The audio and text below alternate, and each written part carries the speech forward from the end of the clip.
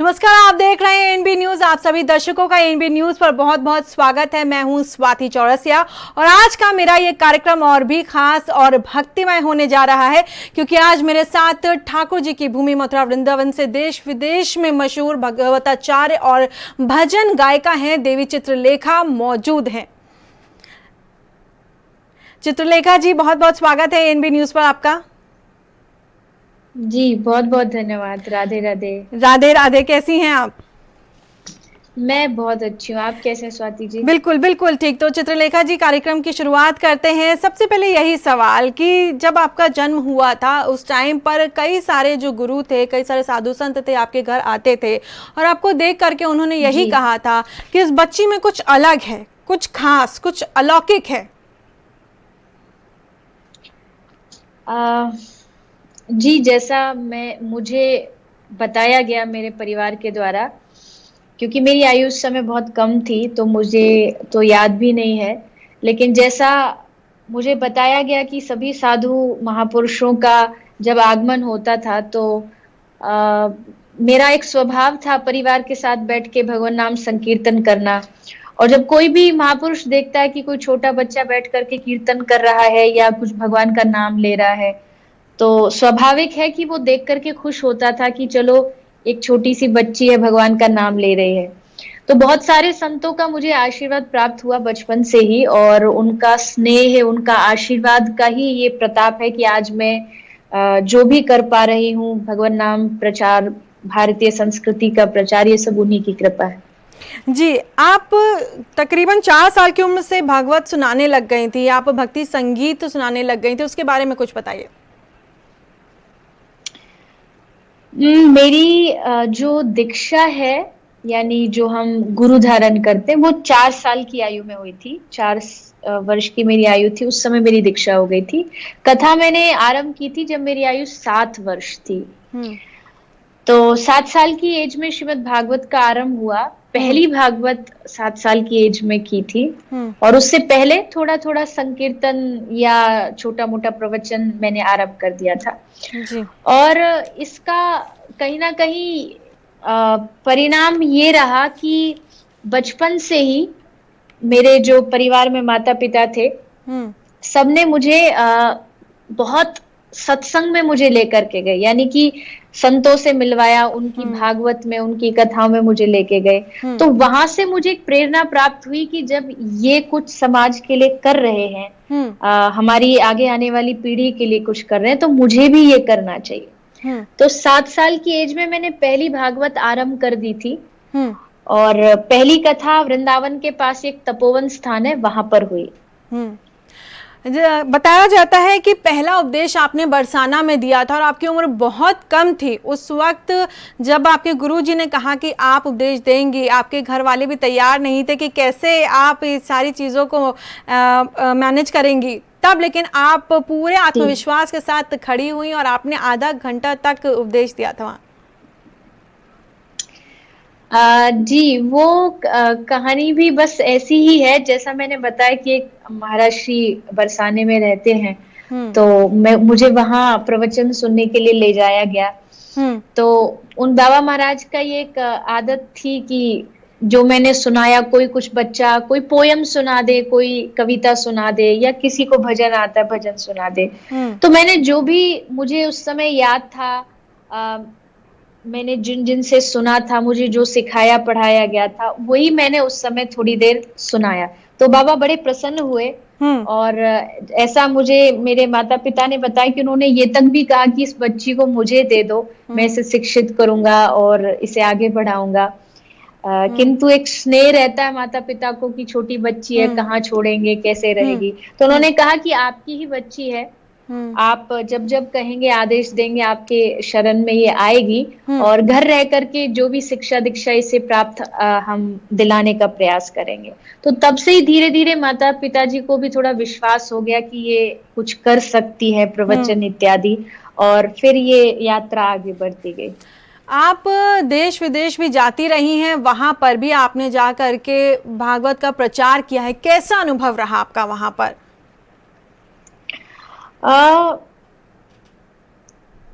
देखिए, कई लोगों के मन में ना ये एक संशय होता है, एक कंफ्यूजन होती है कि जब हम विदेश की धरती पर जाते हैं, हम्म। तो शायद फॉरेन के जो बच्चे होते हैं, जो हम्म। यूथ होता है, हम्म। या वहाँ के जो लोग होते हैं, उनमें भक्ति थोड़ी कम होती है हम्म। भारत के मुकाबले। हम्म। लेकिन मेरा ऐसा कुछ भी अनुभव नहीं रहा। हम्म। मेरा अनुभव तो ये कहता है, ये कहना शायद अतिशयोक्ति नहीं होगी, हम्म। कि वहाँ जो भाव होता है वो शायद मैंने कहीं देखा हो। हम्म। क्योंकि दो चीजें हैं, हम्म। पहली बात तो भक्ति, दूसरी बात उन लोगों को अपने देश से, अपने राष्ट्र से बहुत प्यार होता है। हम्म। और जब उन्हें पता चलता है कि भारत से कोई आया है, उनके देश से कोई चल करके उनको कुछ सुनाने आया है, तो उनमें एक बहुत बड़ा उत्साह रहता है हम्म। कि हम जाएं और वहां जाके कुछ सुने, कुछ हम्म। भारत की बातें सुने, कुछ अपने हम्म। संस्कृति की बातें सुने, शास्त्र सुने। हम्म। तो मैंने जितना अनुभव किया, यहाँ तक कि मेरी कथाओं में ऐसा तक भी हुआ है, बहुत सारे यंगस्टर आए हैं हम्म। जिन्होंने नॉनवेज खाना छोड़ दिया, जिन्होंने चैंटिंग करना शुरू कर दिया। तो हम्म। मुझे लगता है एक बहुत बड़ा परिवर्तन तो अभी आया है। विदेशों में भी लोग बहुत ज्यादा कथाओं से जुड़ रहे हैं और बच्चे भी बहुत जुड़ रहे हैं, ये खुशी की बात है। गौ सेवा में भी आपने बहुत योगदान दिया है और आप खुद ही गौ सेवा में बहुत कह सकते हैं कि पूरे भाव के साथ जुड़ी रहती हैं, उसके बारे में जानना चाहेंगे आपसे। देखिए, ये बात सर्वविदित है, हमारे शास्त्रों ने कहा है कि जिसने गाय की सेवा की है उसने सब कुछ पाया है। हम्म। और मेरा ये एक व्यक्तिगत अनुभव रहा है, क्योंकि आज से लगभग 6-7 साल पहले हमने प्रॉपर रूप में गौ माता की सेवा तो पहले से ही करते आए हैं, लेकिन एक विधिवत रूप में 2013 में हमने एक हॉस्पिटल का शुभारंभ किया था।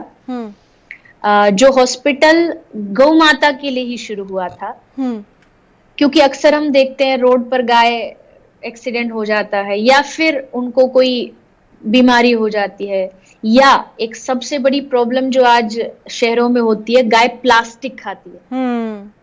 बिल्कुल। और प्लास्टिक एक ऐसा प्रोडक्ट है जो डिसॉल्व नहीं होता है आसानी से, पचता नहीं, पेट में जमा हो जाता है। बिल्कुल। तो उसके कारण गाय मरती थी। तो फिर बहुत सारी जगह पर कथाओं में भी मैंने गौशालाओं का भ्रमण किया, शहरों में भी देखा कचड़ा गाय को खाते हुए। तो मन में एक विचार आया कि क्यों ना गौशाला से कुछ हटके शुरू किया जाए, और तब हमने यहाँ पे ये हॉस्पिटल शुरू किया। आज ठाकुर जी की कृपा ये है कि हम हजारों गायों का यहाँ ट्रीटमेंट कर चुके हैं, और गायों के अलावा बहुत सारे पशु भी आने लगे हैं, कुत्ते, बिल्लियां, मोर, बंदर सब आते हैं, और सबका यहाँ ट्रीटमेंट किया जाता है। तो मेरा कहना अपने इस हॉस्पिटल के माध्यम से खासकर जो यूथ है उसको यही है कि हम सबको, अगर आज का युवान मिलकर के गौ माता की रक्षा के लिए आगे बढ़ेगा, तो आज जो गो हत्या हो रही है भारत देश में, वो हम रोक सकते हैं अगर आवाज उठाए तो। जी, मैंने आपका कहीं पे वीडियो देखे थे कि कैसे आपने कहीं पर एक गाय को सड़क पे आहत देखा था और उसके बाद आपके मन में विचार आया कि गौ रक्षा और गौ सेवा के लिए कुछ काम करना चाहिए। हाँ, मैंने जैसा बताया कि हमारा जो आश्रम है, मतलब जो गांव है, वहां पर भी सड़क पर गाय इस प्रकार बैठी रहती थी, और कई सारे जो व्हीकल्स हैं वो वहां से निकल के जाते थे, जिसके कारण उनको बहुत डिस्टरबेंस होती थी। और एक बार एक गाय के पांव पर एक गाड़ी या कोई शायद वाहन चढ़ करके चला गया, जिससे उनका पैर टूट गया। तो वो दशा जब देखी हमारे घर के सामने ही थी, लेकिन हम कुछ नहीं कर पाए क्योंकि हमारे पास कोई व्यवस्था नहीं थी। और अगर हर शहर में गवर्नमेंट हॉस्पिटल होते भी हैं, वेटनरी हॉस्पिटल, तो उसमें कोई सुविधा नहीं होती, कोई ट्रीटमेंट नहीं, कोई डॉक्टर्स नहीं होते। तो हमने सोचा कि एक ऐसा हॉस्पिटल हो जैसा मानवों के लिए होता है, I mean, जैसा ह्यूमंस के लिए सारी फैसिलिटी होती है, वही सेम वे में हमने यहाँ पर पशुओं के लिए आईसीयू वार्ड, उनके लिए एक्सरे मशीन, उनकी सारी ट्रीटमेंट, कहीं पैर टूट जाए तो उसमें रॉड लगाना, वो सारी ट्रीटमेंट यहाँ पर शुरू की। बहुत खूबसूरत बात आपने की। इससे मन में एक सवाल मेरा जागा, जिस तरीके से आपने बताया कि आपने गौ सेवा की शुरुआत की और प्रॉपर एक हॉस्पिटल का आपने वहाँ पर हॉस्पिटल बनवाया और उसमें सारी सुविधाएं उसमें दी कि जानवरों के लिए, खासतौर पे गौ माता के लिए। एक सवाल आता है मन में कि जैसे आप प्रवचन देती हैं उसमें युवाओं भी जुड़ते हैं, तो हाँ ऐसी एक शुरुआत हो जहाँ पे युवाओं के अंदर ये भाव भी डाला जाए कि गौ माता को लेकर वो संवेदनशीलता उनमें पैदा हो, ना केवल जहाँ आपने इस चीज़ की स्थापना की है, अपने एक हॉस्पिटल बनवाया, बल्कि अन्य शहरों में भी उसी ही ललक के साथ सभी सुविधाओं से लैस और भी अस्पताल बनवाए जाए। होते हैं वेटनरी हॉस्पिटल्स होते हैं, लेकिन उसी तरह से लोग सजग हो, जो युवा है उसमें वो भाव हो, ये ज़रूरी है। बिल्कुल जी नहीं, देखिए इसके लिए आपने बिल्कुल सही बात की कि मैं या मेरे जैसे बहुत सारे जो कथावाचक हैं, जो प्रवचन करते हैं, वो अपनी कथाओं के माध्यम से प्रेरणा दें। लेकिन उससे ज्यादा जरूरी क्या है, उससे ज्यादा आवश्यक है कि घर में रह करके जो बड़े लोग हैं, जो पेरेंट्स हैं, बिल्कुल वो अपने बच्चों को शिक्षा दें। बिल्कुल बिल्कुल। और शिक्षा आप कब दे पाएंगे? शिक्षा उस चीज की दी जाती है जो आप खुद करते हैं। बिल्कुल।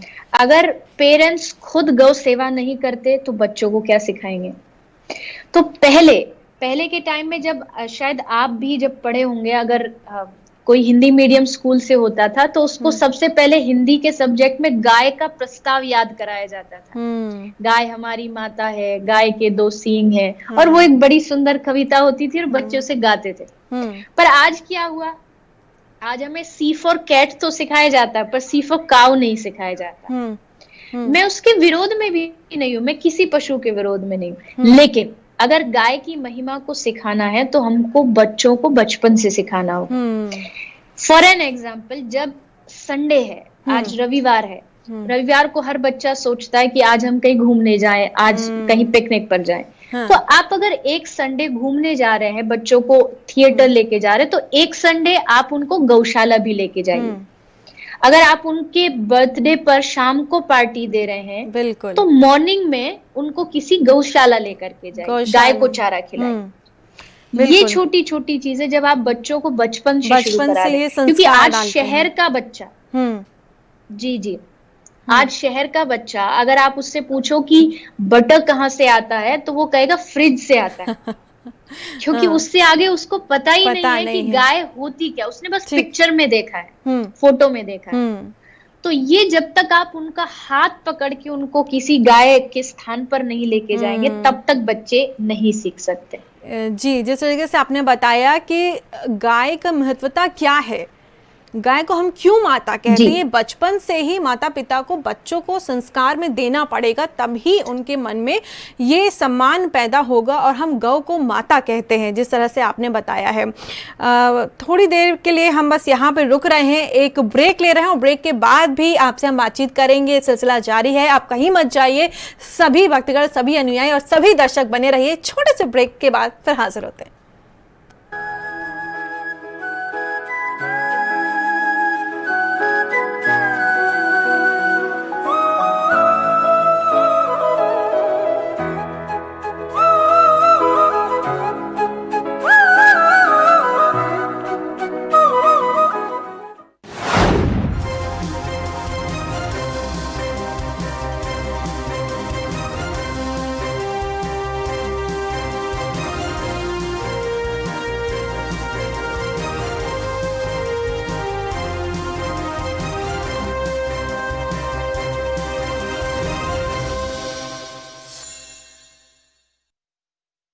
क्या आप दुबले पतले कमजोर हैं? आपकी सेहत नहीं बनती, भूख कम लगती है, वजन नहीं बढ़ता?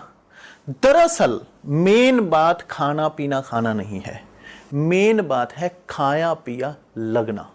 और अगर खाया पिया लगेगा ही नहीं तो सेहत बनेगी कैसे?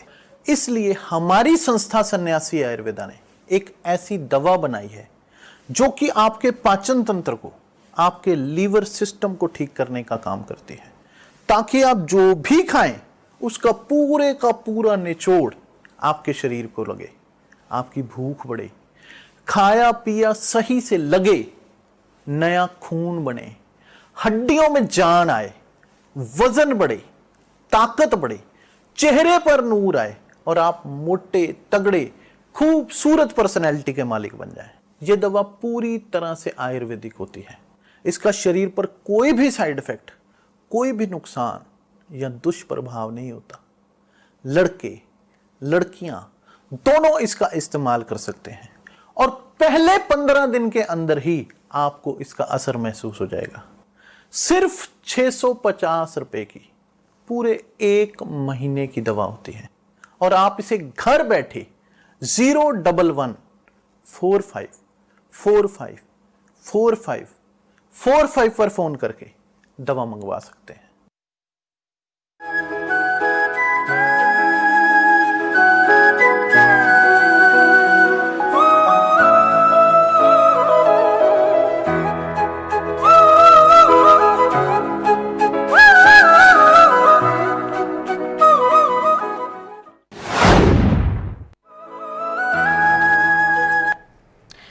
आप सभी दर्शकों का एक बार फिर से स्वागत है। देवी चित्रलेखा हमारे साथ बनी हुई हैं, सभी अनुभवों को वो हमारे साथ साझा कर रही हैं।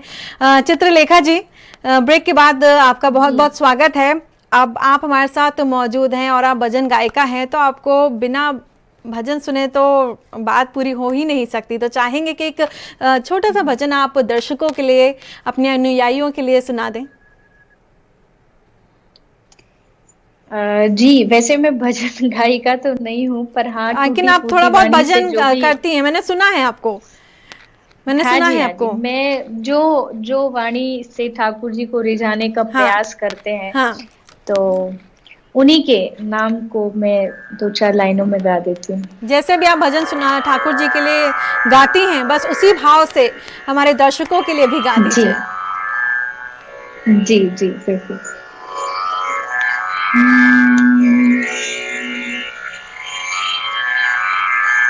मनमोहना मधुसूदना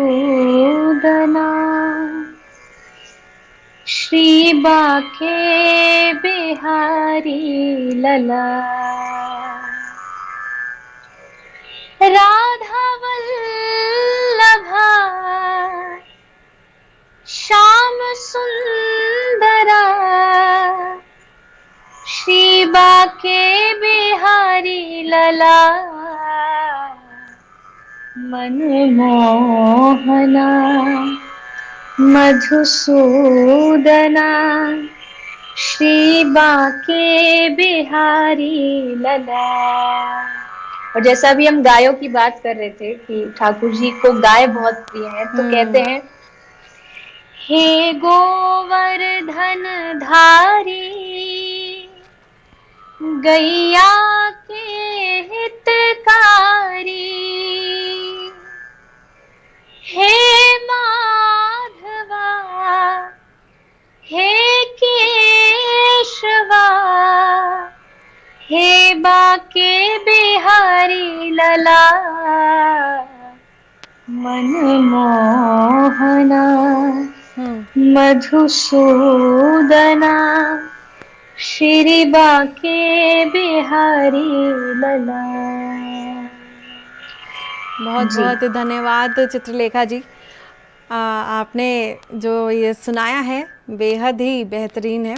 और साथ ही आपसे ये भी जानना चाहेंगे, एक छोटा सा एक वाकया ये भी हुआ था, आप छोटी थी और आपके गुरुजी थे जिन्होंने 7 दिनों के लिए आपका जो कथा वाचन था उसका आयोजन किया था। आपके माता पिता लेकिन इसके लिए तैयार नहीं थे और वो बेहद भयभीत भी थे कि आप ये कर पाएंगे कि नहीं, उसके बारे में बताइए।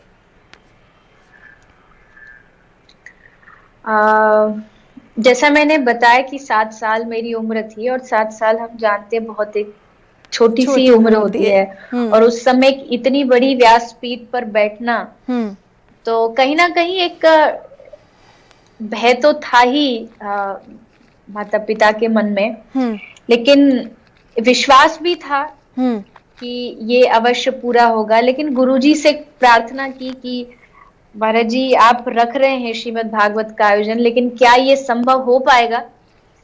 तो गुरुजी अब भी कई बार अक्सर उस बात की चर्चा करते हैं कि मैं रात्रि को तपोवन में रुका तो मुझे ऐसा आभास हुआ, ऐसा फील हुआ कि राधा रानी ने साक्षात मुझे कहा हो कि चिंता मत करो, यहाँ 7 दिन अमृत की वर्षा होगी, यानी यहाँ भागवत अमृत बरसेगा। तो गुरुजी ने आदेश दिया तो माता पिताजी को भी थोड़ा तसल्ली हुई कि चलिए कोशिश करते हैं। लेकिन फिर अगला ख्याल ये भी आया कि नहीं भी हुई कथा, 7 साल का बच्चा हो सकता है व्यासपीठ पे बैठ के रो भी दे कि नहीं मुझे नहीं करनी, तो लोगों को क्या कहेंगे। लेकिन फिर सोचा कि वो जो स्थान था उससे गांव बहुत दूर थे, तो मन में आया कि कोई कथा सुनने तो आने वाला है नहीं, तो ना भी होगी तो भी चल जाएगा। लेकिन ठाकुर जी की ऐसी कृपा हुई, वहाँ जैसा मुझे संख्या में लोग पहुंचे थे, कुछ उसकी वीडियो, जी बहुत बहुत बड़ी संख्या में वहाँ लोग पहुंचे। यमुना जी को पार कर करके आते थे और सब लोगों ने खूब वहाँ आनंद लिया 7 दिन तक। और फिर तब से माता पिताजी को भी थोड़ा लग गया कि नहीं अब कोई डर की बात नहीं है, तो आराम से अब आगे भी कर सकते हैं। अब बात कर लेते हैं 23 मई 2017 की, बेहद महत्वपूर्ण दिन आपके जीवन का, इसके बारे में हमारे दर्शकों को बताइए। देखिए, हर व्यक्ति की उम्र में एक युवावस्था होती है, फिर उसका ग्रस्त जीवन होता है और फिर उसको कहीं ना कहीं अपनी कुछ जिम्मेदारियां, कुछ कर्तव्य निभाने पड़ते हैं। तो उसी कर्तव्य को निभाते हुए मेरा विवाह उस दिन हुआ और मेरी इच्छा यही थी, क्योंकि कई बार लोगों को लगता है कि जब एक कन्या होती है उसका विवाह हो जाता है, उसके ऊपर बहुत सारे दायित्व आ जाते हैं, तो बहुत लोगों को लगता है कि वो अब अपने रास्ते से थोड़ा सा भटक जाएगी, कम ध्यान दे पाएगी। लेकिन ठाकुर जी की कृपा ऐसी रही, मैंने विवाह से पूर्व भी यही कहा था कि मुझे कुछ भी हो लेकिन भगवान नाम से जुड़े रहना है किसी भी रूप में। तो ठाकुर जी की कृपा से मुझे जो साथ मिला उनका भी ऐसा ही मिला, जो स्वयं भक्ति से जुड़े हुए थे और उन्होंने भी मुझे इसमें खूब सपोर्ट किया कि भागवत कथा करते हुए हम अपना जीवन साथ में व्यतीत कर सकते हैं। वर्ल्ड बुक ऑफ रिकॉर्ड्स ने भी आपको सम्मानित किया है 2019 में, ये भी एक बड़ा अचीवमेंट रहा है आपके लिए। देखिए, प्रसन्नता तो होती है जब कोई आपको आपकी सराहना करता है किसी चीज को लेकर के, इसलिए नहीं कि आप बहुत बड़े हैं या आपने बहुत बड़ा काम कर दिया है, लेकिन इसलिए कि आपको देख करके और बहुत सारे लोग ऐसे हैं जिनको प्रेरणा मिलेगी। क्योंकि आज का जो यूथ है, अगर आप उससे पूछें बड़ा होके क्या बनेगा, तो कहेगा डॉक्टर बनूंगा, इंजीनियर बनूंगा। लेकिन मेरी इच्छा यह है कि वो भी समय आए जब बच्चे कहें कि मैं बड़ा होके एक वक्ता बनूंगा, मुझे कथा प्रवक्ता बनना है। तो जब ऐसी अचीवमेंट्स प्राप्त होती है तो कहीं ना कहीं बच्चों के मन में भी आता है कि अच्छा, इस तरफ भी हमें जाना चाहिए। लेकिन फर्क इतना है, डॉक्टर, इंजीनियर वो मेहनत से बनते हैं, लेकिन भागवत प्रवक्ता बनना ये केवल और केवल भगवत कृपा से होता है। जब भगवान चाहते हैं, वो चुनते हैं, तब आपका चुनाव इस तरफ होता है। तो मुझे खुशी तो होती है, लेकिन मैं ये कथाओं में भी कहती हूँ, मुझे अवार्ड्स इतने नहीं मिले हैं, लेकिन मुझे संतों की कृपा बहुत मिली है और वो मेरे लिए अवार्ड से बहुत बड़ी है। कैसा लगता है ये, क्योंकि आपने बात कही कि जब आजकल युवा अलग अलग प्रोफेशन में जाते हैं, अलग अलग तरीके से अपना प्रोफेशन चुनते हैं, पहले तो कथा सुनाना, वो भी एक महिला होकर के, और थोड़ा कहीं ना कहीं पुरुषवादी समाज है हमारा, कठिन होता है जी। कठिन होता है अपने आप को स्थिर रख पाना, क्योंकि कई तरीके की फिर लोगों की अलग अलग बातें भी सामने आती रहती हैं। कठिन होता है इस पुरुषवादी समाज में एक महिला होकर के खुद इतनी अच्छी, इतने उच्च स्तर की वक्ता होना। देखिए, कोई भी मार्ग हो, हर मार्ग में कठिनाइयां जरूर आती हैं और भक्ति मार्ग में तो बहुत ज्यादा आती हैं। आपको बहुत सारी चुनौतियों का सामना करना पड़ता है। और जैसा आपने कहा कि पुरुष प्रधान देश है, वैसे है नहीं, क्योंकि हमारा भारत देश एक ऐसा है जिसमें शिव की एक रात्रि आती है पर माँ की 9 रात्रि आती है। तो भारत देश हमेशा से ही स्त्री प्रधान देश रहा है। लेकिन कहीं ना कहीं वो एक मैं कहूँ ईगो वाला सिस्टम आ ही जाता है कि एक स्त्री होकर के किस तरह कैसे बिल्कुल। और ये चुनौतियां मेरे सामने बहुत आई और अभी भी आती हैं। इस स्तर पर पहुंचने के बाद भी आती है, और मुझे पता है ये अंत तक आती रहेंगी, और इन चुनौतियों से लड़ करके आगे बढ़ना ये मेरे जीवन का लक्ष्य है। क्योंकि जब आप सही है, जब आपके मार्ग सही है, आपके विचार अच्छे हैं, तो भले कितनी भी चुनौतियां आए, कितनी भी बाधाएं आए, आपको पता है आप सही है और आप सही मार्ग की ओर बढ़ रहे हैं। तो मुझे लगता है कि आज कोई भी फील्ड हो, पहली बात तो ये समझना चाहिए, नवरात्रि आने वाली है, नवरात्र में हम कन्याओं का पूजन करते हैं। अगर आप कन्या पूजन सचमुच करना चाहते हैं तो पहले माताओं का, महिलाओं का सम्मान करें। बिल्कुल बिल्कुल सही बात करें कि वो भाव होना चाहिए कि जब भी आप अगर माँ की 9 दिन पूजा करते हैं तो यानी आप एक महिला का पूजा, आप एक महिला को की स्तुति कर रहे हैं वहां पर। 9 दिन के बाद भी आपको उसी सम्मान, उसी आपके जो शब्दों का उच्चारण है, जो शब्दों का प्रयोग है, वो भी उसी तरह से सम्मान्य होना चाहिए। बेहद संक्षेप में आपसे मैं जानना चाहूंगी कि एक आपने बात कही थी मदिरा को लेकर के कि उसका इस्तेमाल अच्छा, लेकिन उसको बहुत ही तोड़ मरोड़ करके लोगों ने उसकी प्रस्तुति की। मैं चाहूंगी आप उस पर बेहद संक्षेप में कुछ कहें ताकि वो साफ हो। देखिए, आप स्वाति जी मीडिया से जुड़ी हैं, मुझे नहीं लगता मीडिया से अच्छा इस बात को कोई समझ सकता है कि कोई भी चीज को काट के कैसे प्रस्तुत किया जा सकता है। उस पूरा प्रकरण तो बहुत लंबा है, पर उसका भाव बेहद संक्षेप में जी, जैसे कभी कभी हम एक विनोद, हास्य रूप में कह देते, जैसे मैंने कहा कि जो शराब पीता वो कभी बूढ़ा नहीं होता। बूढ़ा क्यों नहीं होता? क्योंकि वो बुढ़ापे तक पहुंचता ही नहीं है, वो जवानी में ही ऊपर चला जाता है। तो उसमें असल में जो था वो एक हास्य रूप में था, लेकिन उसका जो निष्कर्ष था लास्ट वो बहुत तोड़ मरोड़ के उसको पेश किया गया। जी, चलिए चित्रलेखा जी, बहुत बहुत धन्यवाद, आप हमारे साथ जुड़ी और आपने इतना समय निकाला और आपने दर्शकों के लिए निकाला, अपने अनुयायियों के लिए निकाला इतना समय। बहुत बहुत धन्यवाद ANB न्यूज़ पर आने के लिए। तो चित्रलेखा जी हमारे साथ मौजूद थी आप सभी दर्शकों के लिए, और आपकी डिमांड पर चित्रलेखा जी को आज हमने एक्सक्लूसिव इंटरव्यू लिया है। उम्मीद करते हैं आपको इंटरव्यू अच्छा लगा होगा, और देश दुनिया की तमाम खबरों के लिए एक बार फिर से बने रहिए ANB न्यूज़ के साथ।